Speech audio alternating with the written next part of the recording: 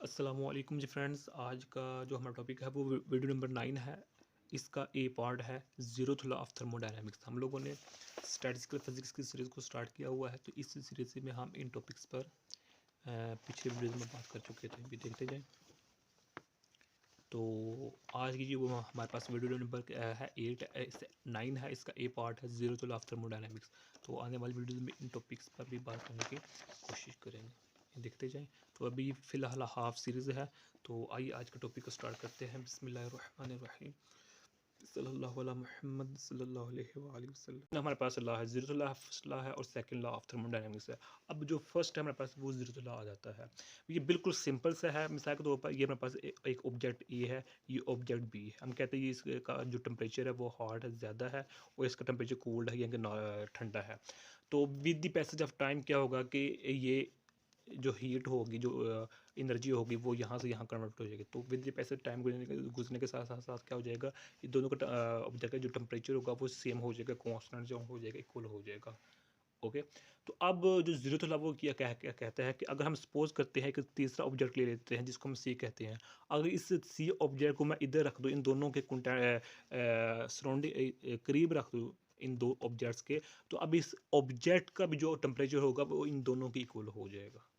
Okay, यानी कि मैं ये कह सकता हूँ पहले क्या था कि जो टेम्परेचर था ए और बी का वो क्या था, इक्वल था। अब अगर मैंने तीसरा रख दिया तो इसका मतलब क्या हो जाएगा कि ए बी पहले था।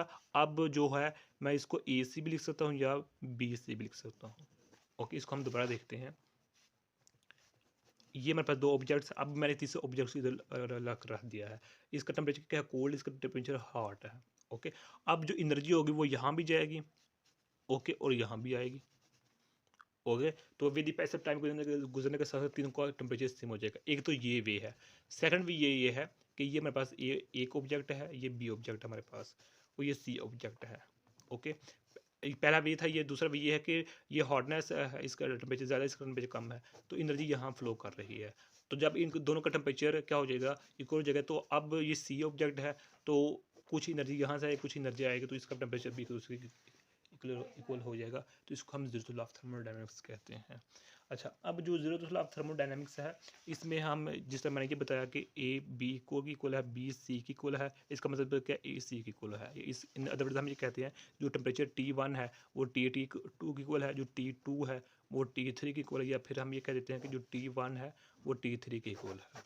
ओके, ये हमारे पास ज़ीरोथ लॉ ऑफ थर्मोडायनामिक्स कहलाता है।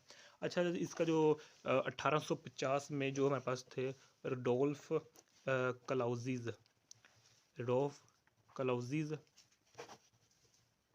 उसने ये सब थर्मोडायनामिक्स दिया था। और इस जो फादर ऑफ थर्मोडायनामिक्स उसको कहा जाता है, सादी कार्नेट को कहा जाता है।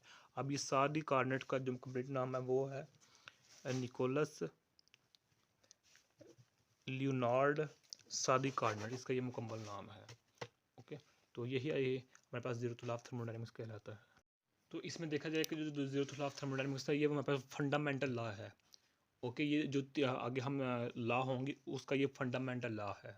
ओके, तो इसलिए इसकी जो इंपॉर्टेंस है वो बिगिनर पर बहुत ज़्यादा होती है। और सेकंड बात तो ये है कि अगर हम एग्जांपल की बात करें तो एग्जांपल में इसकी डेली लाइफ में बहुत एग्जांपल है। मिसाल के तौर पर जो थर्मोमीटर होता है, जो थर्मोमीटर होता है वो भी एक इसी की एग्जांपल है। ये जो इसकी सेकंड एग्जांपल हम ये ले सकते हैं, जो थर्मोस्टेट होता है, उसको जब हम अपने रूम में रखते हैं तो टेम्परेचर मेंटेन हो जाता है, इक्वल हो जाता है, तो वो भी इसी की एग्जांपल है, ज़ीरोथ लॉ ऑफ थर्मोडायनामिक्स की एग्जांपल है। तो अब जो हमारे पास नेक्स्ट टॉपिक होगा वो हमारे पास होगा फर्स्ट लॉ ऑफ थर्मोडायनामिक्स, तो उस पर हम बात करने की कोशिश करेंगे।